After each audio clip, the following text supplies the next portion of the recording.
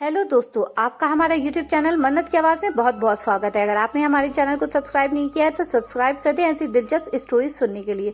आज का हमारा टॉपिक है अंधी माँ का बेटा। तो चलिए आज की स्टोरी सुन लेते हैं।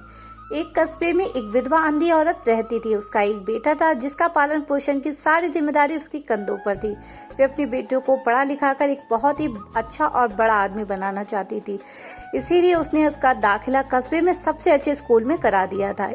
वे दिन रात मेहनत करती ताकि बेटे की स्कूल की फीस दे सके।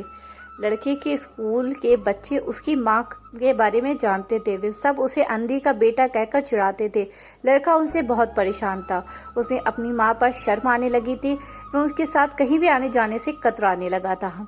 जब लड़का बड़ा हुआ तो उसकी शहर में अच्छी नौकरी लग गई।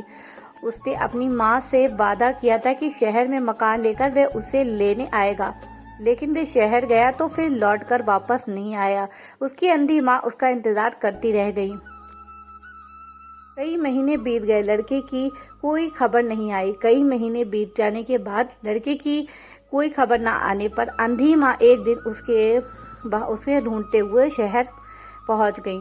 पूछते पूछते वे बेटे के ऑफिस तक पहुंच गई। वे सारी सिक्योरिटी गार्ड ने उसे रोक दिया।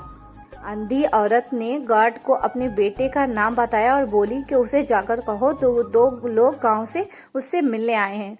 गार्ड ने जाकर उसके बेटे को बताया। बेटे ने ऑफिस की खिड़की से देखा तो उसकी माँ गेट के बाहर खड़ी नजर आई। वे ऑफिस में सबके सामने अपनी माँ की वजह से शर्मिंदा नहीं होना चाहता था। इसने कहलवा दिया कि वे ऑफिस में नहीं है। अंधी औरत वहां से चली गई। शाम को वे लड़का ऑफिस से घर जाने के लिए निकला।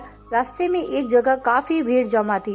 वे अपनी गाड़ी रोककर भीड़ के पास पहुंचा और तो वो बीच सड़क में अपनी माँ को मरा पाया।